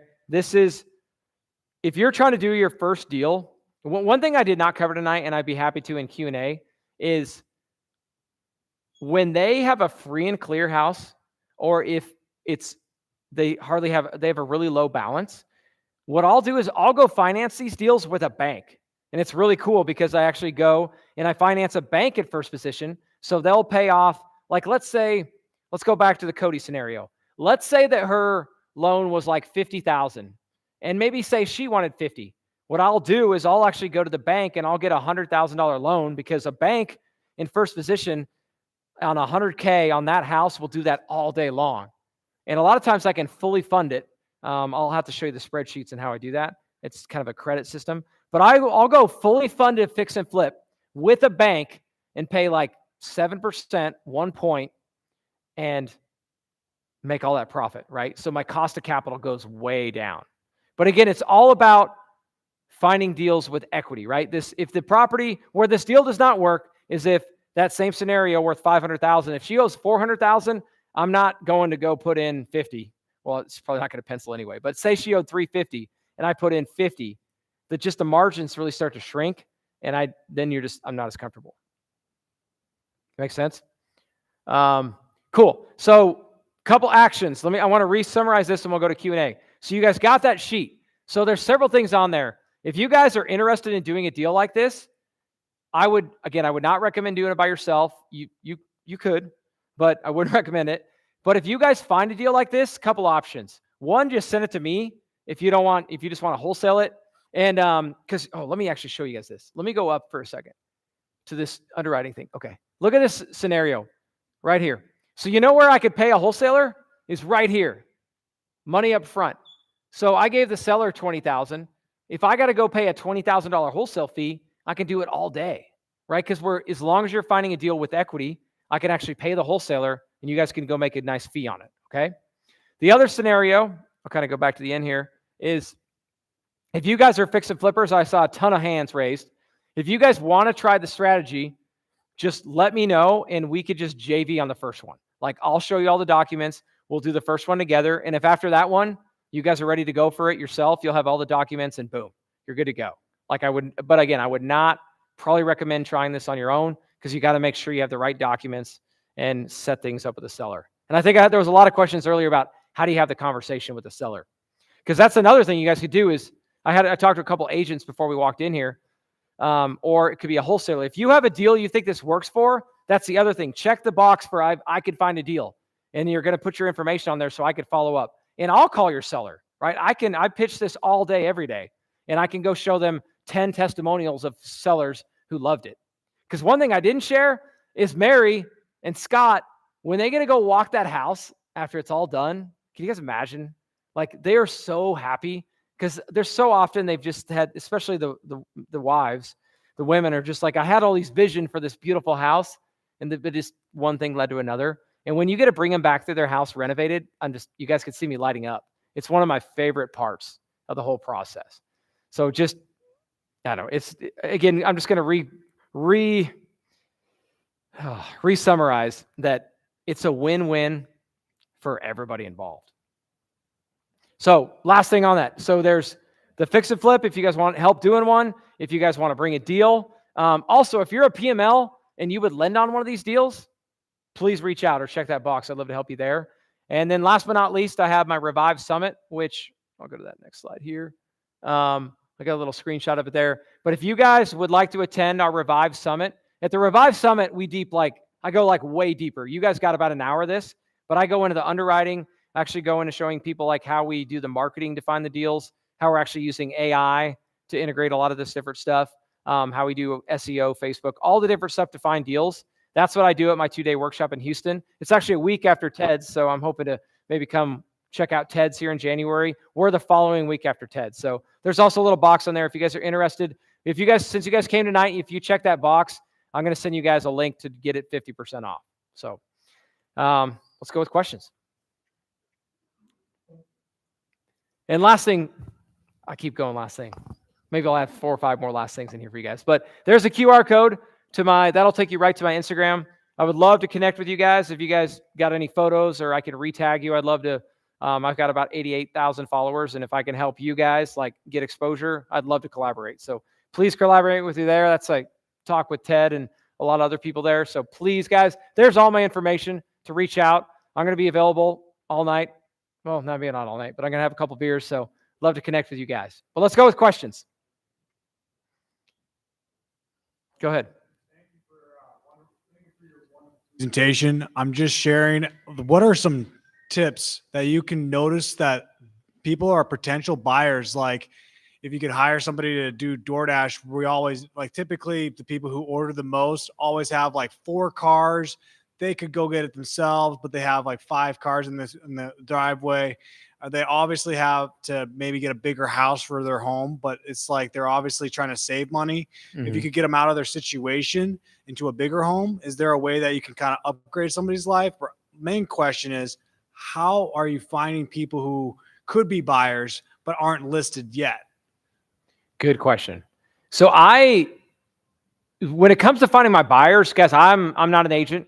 That's a whole nother thing of like how I've kind of scaled. I've actually scaled. I'll give you this. I'll keep it to 30 seconds. I've been able to scale from Houston and doing all these deals in Wyoming and Montana, not being there, because I just rely upon local agents. They help keep me out of trouble. They help underwrite the deals. They give me the CMA. They'll actually help bid the job. So in return, they get all my listings. So when it comes to finding the buyers, I'm going to rely upon my agent to list it. And I'm going to work. I mean, you guys saw the number. Oh, I didn't highlight that part, but every deal has got 6% underwritten into the back end to go pay the agents. So I'm really going to rely upon them to find it. But I do like your strategy of potentially helping someone upgrade. The only, the only challenge is if like somebody has a house that they have got equity in, but they want to buy something bigger, but they want to realize the equity and they need to fix it up. It could work in that scenario.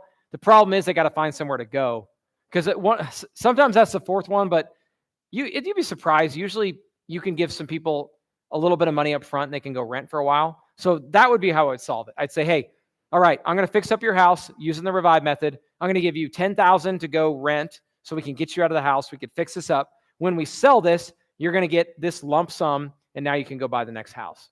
That's what I would do. Go ahead. Casey, thanks for coming to Omaha. That was my question. What are you doing with the people in the house when you're going to get under contract? They got nowhere to go yet. Fixing up their house. What are you doing with them? Yes. So always, when they have it free and clear, it's really easy. But the majority of the time they got equity. So just like I could pay a wholesaler, and just back to my situation with Scott and Jennifer, there's enough margin in these deals to give them money on the front end. So I always, the majority of the time though, they'll just go move in with somebody, or they're moving, or they're planning to go somewhere anyway. Where it does not work though, is if somebody's got to sell this house and they got to get a loan and all that cash just got to roll right into the next one. That's the time it's not going to work, right? Because then they don't have time, right? But if they've got time, yeah, typically I'll either give them money to go move, or, I mean, yeah, typically I'm just trying to think. A lot of these people are going to go rent anyway. They've kind of been down on luck and they're ready to just kind of restart, and they're going to go rent, and you give them a little bit of a head start. Did I answer it? Perfect. On the slide that had the high to low underwriting, are you going over that with the seller? Yes. And so does it look better for you to pad the rehab? Is that kind of one of the main reasons to pad the rehab? Because that could be a retail rehab for them if they went and did it themselves. So I don't think it's dishonest in doing so. Exactly. And then it doesn't look like they don't think that you're swindling them if you say, oh, I'm going to make, twice as much profit as you're going to make on this deal. Yep. So good question. And I'll just say it a little bit differently and get a little bit more detail. So I say, if my cost, again, but I'm like, it is my cost. He makes a great point. A lot of time retail in some of these markets is not too far off what I'm charging, especially in terms of the fact that I'm actually going to go do it fast, which is another pitch I give him. I'm like, if you go pay retail or you go do this, when are they going to start? How long are you going to be waiting for this guy? Right. So we're going to start like immediately and get it going. All right. But back to your question, which I just lost because I went on a sidetrack there. But when we start it, I show the numbers, right? So I'm like, 55,000 is my cost. I show them 105. All right. But all I say is it's 105. That's got cushion in case I go over, because contractors are always over budget. I've got to make some money on the deal, and that's pretty much it. I'm like, and that's the cost. And I literally show them that line item, and it stays consistent. So high, medium, low, it was 115 or 105, 105, 105, 105. But then the variable that changes is the purchase price, right? And that's why I show them. And I always design it. I can actually go. Can I share the slide again really quick? This is actually a really good point.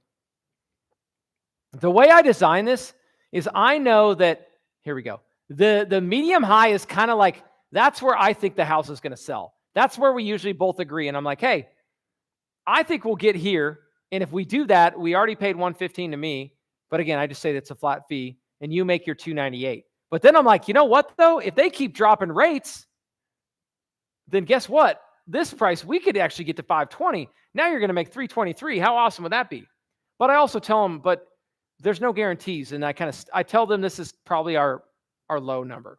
But did that answer it? Keep going. Yeah. And then when you're working with those costs, do you need to have your own crew in that city that you're doing it to get those numbers where you need it to be?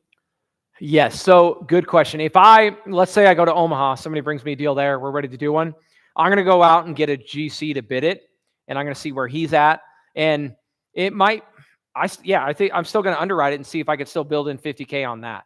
Right. But I'm going to go. So my crews give me my bids. Right. But there are times I'm in other markets, and even in my markets where my guys are tied up, and I'll have a GC do it, and I'll go off his number and I'll just add in my 50K or whatever it is. Another thing is, guys, I didn't mention is higher price points, right? This is phenomenal. You could definitely start to build in margin when it's like a 800, 900 or 7, like getting higher ARVs, then building in that margin is a lot easier. But if you're like me and you get really scared when you're fixing flipping an $800,000 house, because you're like, it's a fine line between 700 and 800 in terms of like the house selling. But when you do this now, you build in more margin and you protect yourself. Last question. If like number 2, 90 days doesn't work, which is a lot of times what happens, are you doing another strategy? Or are you letting that one go to someone else? If they need it less than 90 days, then yeah, we start talking the cash offer. But yeah, we'll still give them the cash offer. And then maybe I do look at it and maybe I'm like, okay, maybe I go back to our scenario. I'm like, hey, I could get this deal done, but maybe instead of offering them 50 cents on the dollar, so typically 70% is like our typically standard number, right? So when I'm doing the revive method, we're more at like 50. So maybe I'll offer them 60 if I feel a little bit more comfortable. But also, I mean, it's all risk, and I don't know. Maybe it's the engineer in me, or maybe it's getting my teeth kicked in that story I told you guys about, but it sucks losing money. Okay. This is what I want to share with you guys. So when you fix and flip, and if you guys have fixed and flip and been here, you know what I'm talking about. So you go flip the house, you go through all the contractor headaches, you finally get to the end and your house is fixed up, you get the photos, you're really excited, it's looking beautiful, and you go list the property and you get a couple showings and no offers. And then you're like, oh, and it's a week later, no offers. And then another week, now there's no showings and definitely no offers. Anybody ever been here? And you're like, oh, my ARV said it was here and it looks good. Why is it not selling? And then you start getting anxious and you're like, all right, I guess I got to drop the price. And then you drop the price, no offers. And wait 2 weeks and no offers. Drop it 10,000 again, no offers. I'm just telling you because it is stressful. Anyone else been in that stressful situation? Yeah, it sucks. When you do this, you don't have to stress. I had this realization this summer when I had a house that wasn't selling. I'm like, what the heck? This is a good market. We did the ARVs, but I wasn't stressed. I'm like, all right, just drop it. And I told my dispo person, drop it 10K and keep dropping it. And I'm having to remind my agent, like, just keep dropping it. We're not going to sit on this thing. Drop it till it sells. But I didn't have any stress because that profit, guess whose profit that was coming out of? The seller, right? And again, I'm not saying we're not deceiving anyone, to be clear. They understand exactly what we're doing. And I tell the seller, I'm like, we're going to get this thing sold because we both want our money. None of us want to wait. So I'm going to price it there. If it doesn't sell, I'm going to drop it. But the stress level when you do it like this, guys, it's so much nicer. Who else? Any other questions? So just to clarify on the mortgage side of the transaction, the sellers are still continuing to make the monthly payments. You're still subject to that. They're still paying that monthly payment. Yeah, that's Rob, not right? your holding cost. I know. I'll cover it. And the majority of these sellers that are in position, you know what I haven't even highlighted yet is the majority. We do this all the time when they're behind. Like we'll catch up the arrears and we'll get them current, and then we'll take over those payments. Because yeah, I don't think I've ever done it where I didn't take over their payment. Because to me, it's like I'm now the owner of the house. I'm going to cover the holding costs. But holding costs are part of the calculation on the back end, and I get reimbursed those on top of the rehab budget. Good question. I thought there was another one. Hey, I like the idea of putting some profit on the rehab, But my question is, are you using that as a contingency, or say something happens where it's like, hey, we found out we need to do a foundation for 20 grand. Are you now taking that back off their profit first, or how do you use that 50 grand as Yes, leverage? good point. Very case by case, but perfect example. If we get an inspection on every deal, and if I go get an inspection and maybe it's foundation, and maybe we're a little bit uncertain if our buyer's going to do it, I'll just put that into the contract. I'll be like, hey, there's nothing in this contract for foundation. If we get to closing and this comes up, it's going to come out of the profit. It's not coming out of my number. And but I try to disclose that. And actually, a lot of my contracts say, we're going to do this scope. I'm not going to get, I try not to. There are sometimes if they want line by line, actually, if they want line by line, I probably just say this isn't going to work because I don't want to deal with it. But I'll give them, hey, this is what we're doing, paint, carpet, flooring. But if we get to the end and there's some seller concessions, because as we all know in this market, every house you sell, they want every little thing. And if we have to do that, that typically gets added on to the rehab. But we try to make sure that's written from the front end so there's no questions. So you do your own inspection or hire a professional inspector? I'll hire one, yeah. So I'll go hire, and yeah, good question. I'll have my guy gives me a bid, or my GC gives me a bid, but I'll pay an inspector to come out. And that's another thing another best practice I've been able to find in all our markets. There's almost always an inspector who will know how to work with investors. It's like, I don't want your $500 and $600 inspection to give me every little doorknob that's loose or whatever toilet flapper that's not working. Like, I just want to know the big stuff. Just charge me like $100 to $200 to go in there and give that to me. Look for the big stuff. But yeah, I try to identify that on the front end. Great question. What else you guys got?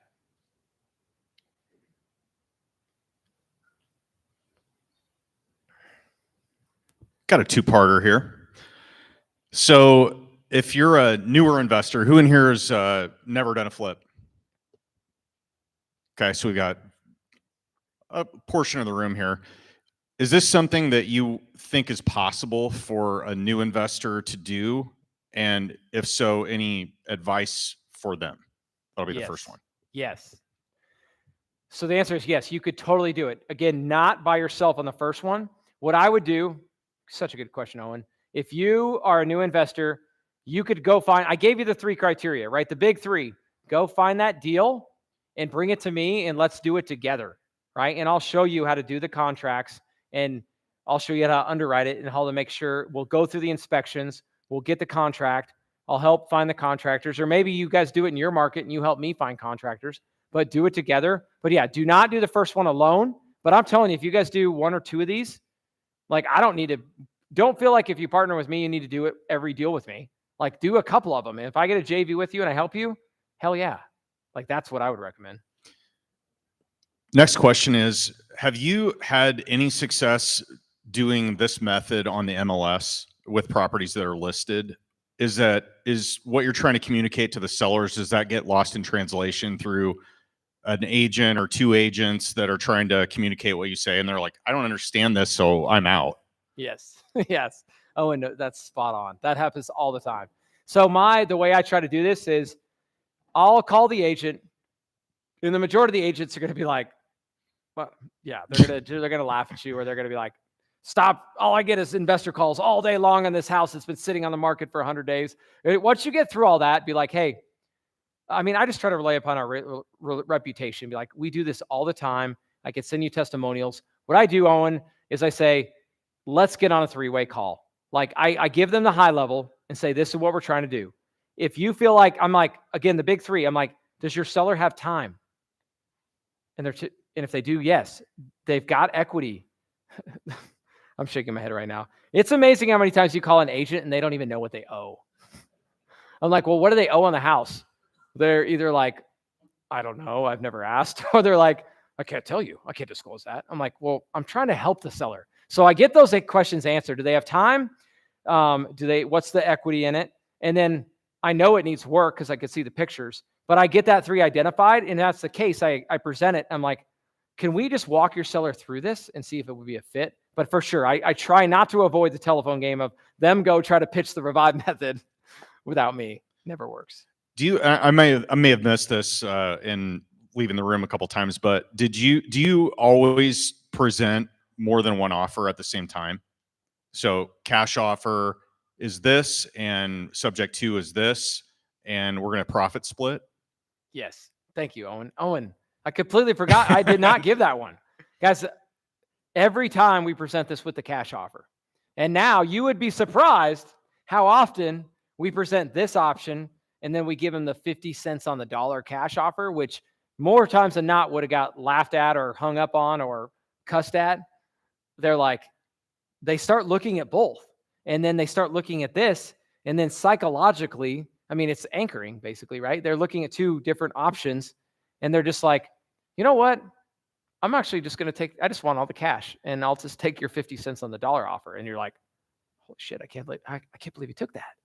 Right? So all the time, cash offer with this side by side. We literally put it in an LOI with both of them. And do you think the order of operations in that is you always pitch the subject to offer or the revive method first, and then you follow it with a cash offer? Is that how you typically, Yes. structure it? You know what? I'm doing it at the same time. This is fun. I love the negotiation part. It's first off, you're understanding their situation and what they need. And I'm actually bringing the cash offer first to make this one look better. So I'm like, hey, I can give you, back to the situation with Jennifer and them, I'm like, I can give you 200 cash. And I'm going to guess you don't want that. So before you hang up on me, let me tell you option 2. And then I walk them through it. And then they feel a lot better. Then they're like, wait, just like me and Thomas were talking, when they're starting to look at both of them, they're like, wait, I make $50,000 if I just wait 90 days. I'm like, sign me up for that. Okay, I have one more. Keep going. Do you think you're 3 for 3 so far? Do you think the market that we're in right now has enough legs to where this method will work and stand the test of time over the next, say, 5 years, 10 years? If somebody is like, man, I love this, I want to go all in on it, let's partner, I want to figure this out. Do you think this is a snapshot in time where we have a tiny window where this is going to work? And then we're going to have to resort to other methods of doing it, more traditional methods, or what are your thoughts on that? Wow. I've never, ever had that question. It's so good.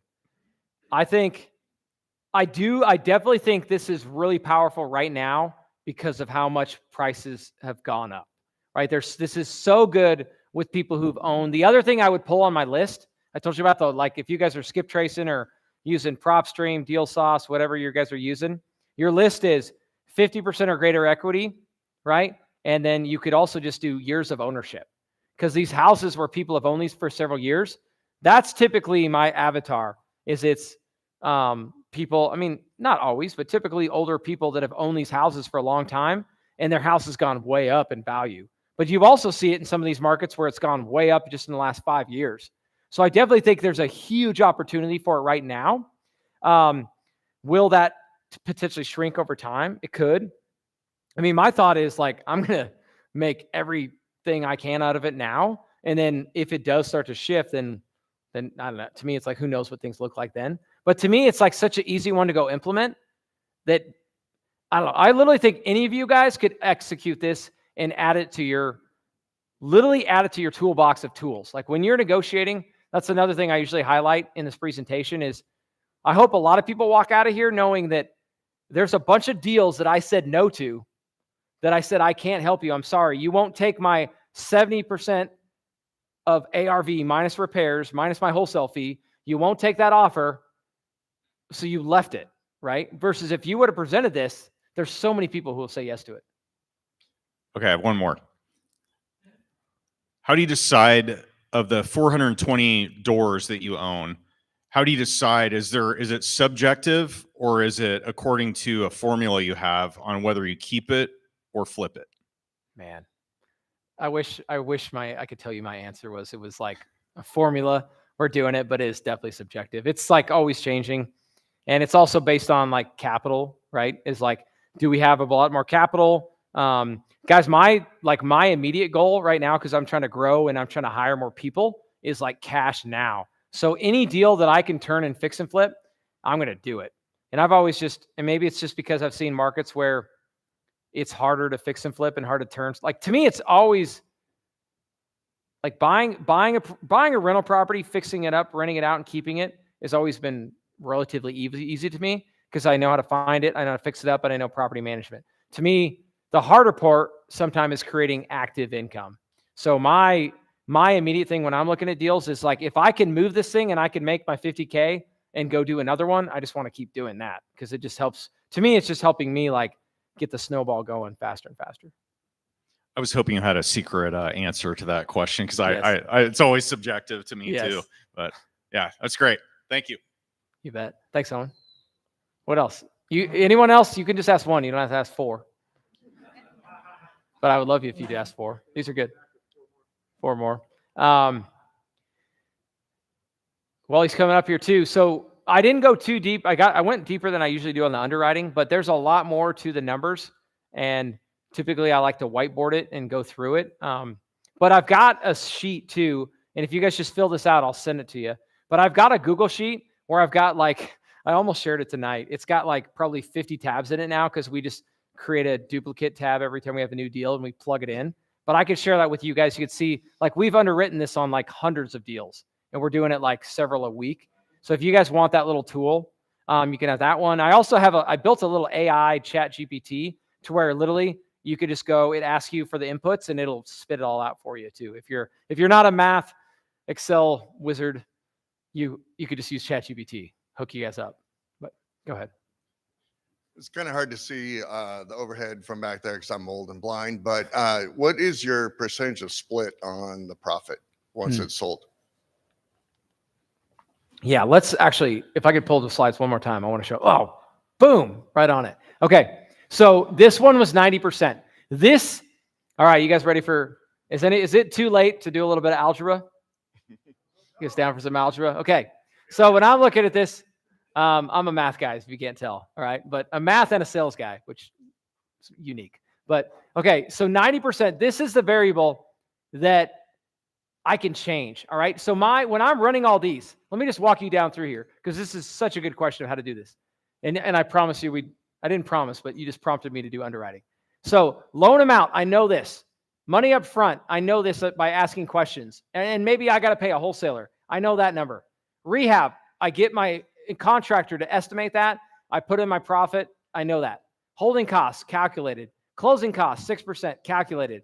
Sales price, I get this from my agent, right? And I get a range, okay? But again, I know this, all right?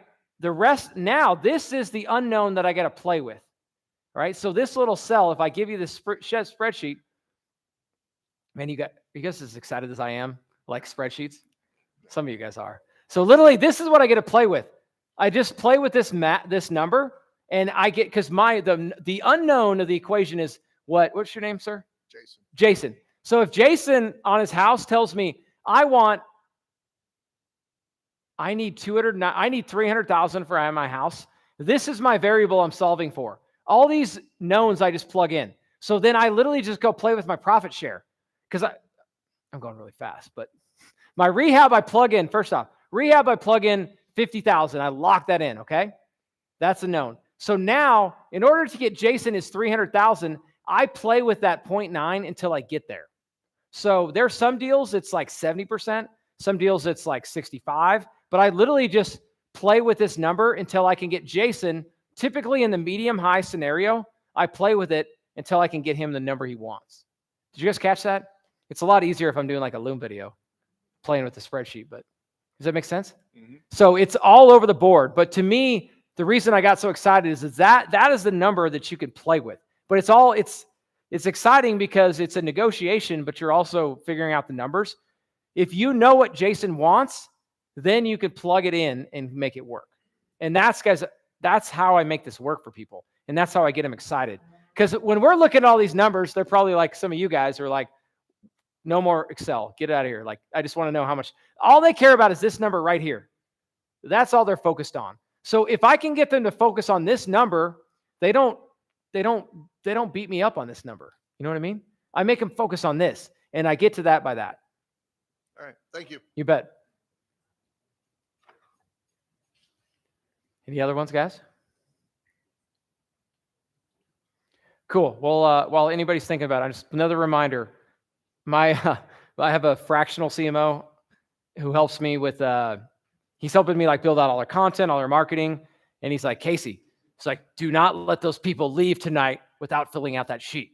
It's like, you got to collect them all. So if you guys could finish doing that, he won't yell at me tomorrow. And we wanted to try it out because typically I put a big QR code up there to try to get people to take action and help them out, but they don't do it. So we're going to try the good old fashioned method of paper and pen. What you can do is while we conclude tonight, you can pick some up and then you can pick a couple random ones, give the books away in the back. Hell yeah. Since I don't think we have any cards sitting back there. I like it. Yeah, there you go. Thanks, guys. I'm good. I'm good if you guys are. I'll be here all night if you want.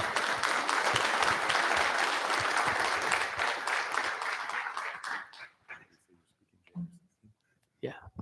Oh, sure. Cool. Well, a couple of things I do want to cover. But first off, what do you guys think about Casey? I mean, did he over deliver or under deliver? That's the question. Over deliver. Good.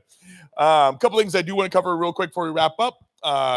First off, there's a QR code outside. Another QR code. It says rent. It says your rental management. Did you guys come for Rent Perfect with David Pickron last month? So one thing that he's providing us is if you ever need background checks for tenants, literally he's like, hey, if you provide the service, you can like charge $50 for this, and you guys get to keep the $49. And I was like, no, if they're REIA members, we're gonna do it for no charge.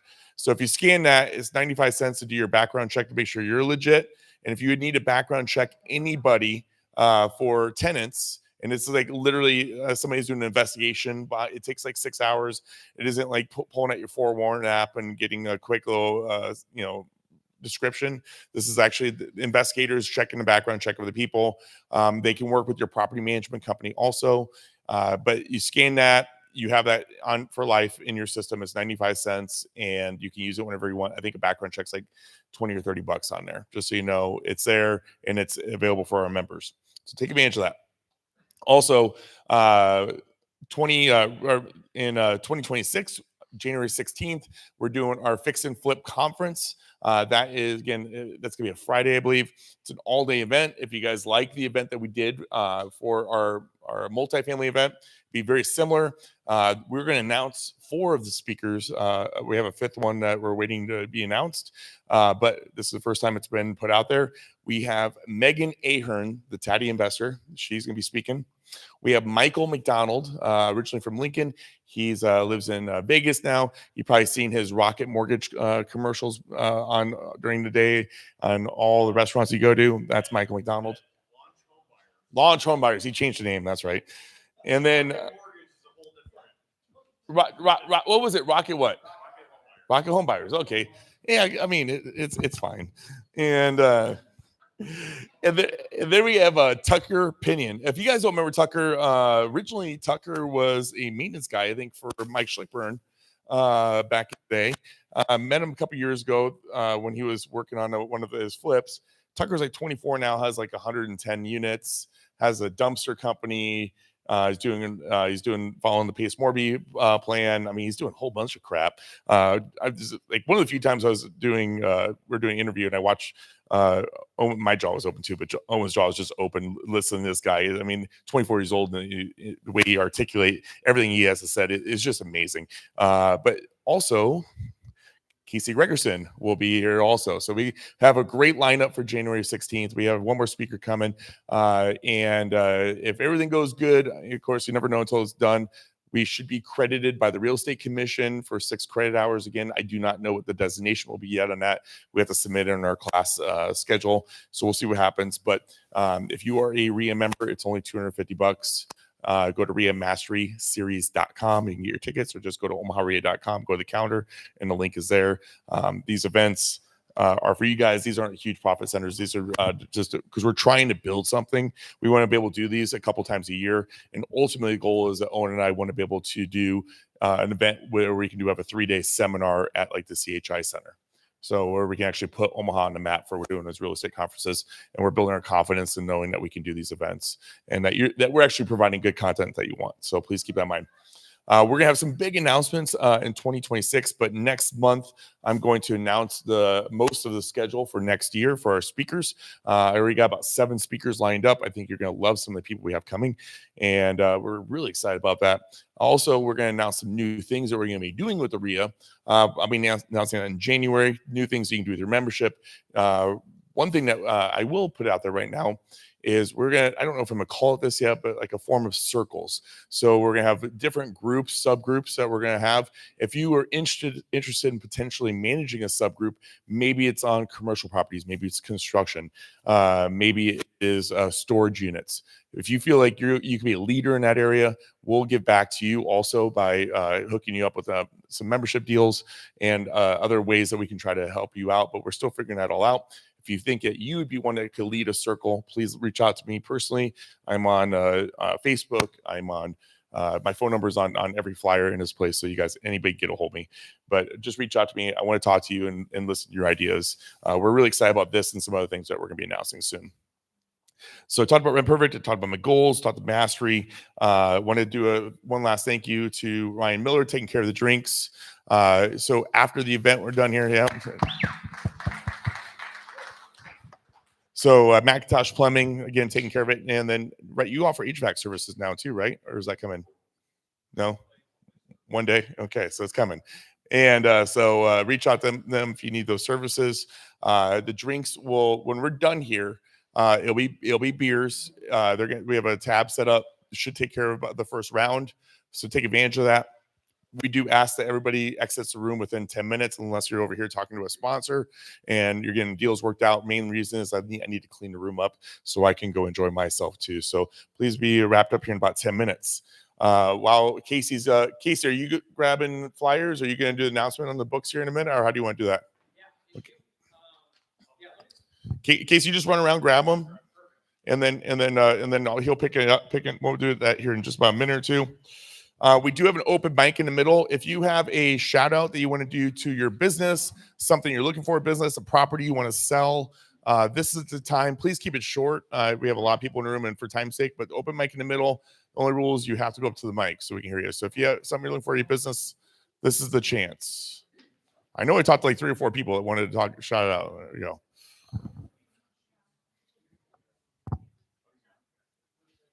Hello, thank you for the phenomenal opportunity in the event here. My name is Michael Schluter, the founder of Omaha Heal Center, So Clean We Heal. Greatest challenge we have in our market is finding good contractors so you don't have to keep finding one. And carpet cleaning, upholstery, rugs, drapes, if you're looking to have things not replaced, it is $6.67 right now for moderate grade carpet to be replaced. If you're interested in having your carpets like new, where I invest in a high quality encapsulation shampoo that vaporizes dirt from the inside out, it is significantly different and better why I'm using a buffer and an extractor. And I'm not really keen on using steam or hot water because I still feel that I can see the dirt, and whether or not you do, I understand. I'm just here to help you to have a phenomenal home. For you being here as a REIA member, I'm offering you 20% off because we're partners. And I want to say thank you for being here. If you're just a guest, you get 10% off. Thank you. Please consider on joining the REIA Omaha and leaving them a 5-star review. Thank you. Thank you. Appreciate that. I gave you a 5-star review when you did my upholstery, so I appreciate that. Thanks, Ted. Yeah. I have a 4-plex in Omaha North on seller finance. If anybody wants it, it's you get 20% expenses in that, and then you'll cash flow about $600 to $700 a month, depending on your expenses. And it's about 16% down and about 5% blended interest rate. So if anyone wants to talk about it, come by me. Good deals. I have a Leaders in Purpose Media TV show, whether religious or spiritual. I will go ahead on and on my show will advertise you, your business, and or your logo with KPAO. Awesome. Thank you. While people are coming up, I do have a 5-plex that I personally own on 24th and Vinton. I have it listed for $500,000. If anybody's looking, it's a 5-unit midterm Airbnb. and this month will be a little bit less, but it's been consistently bringing in 9,000 and 9,200. So if that's something you guys are interested in, please reach out to me. And it is on Zillow, MLS, wherever. So definitely check that out. Anybody else? Oh.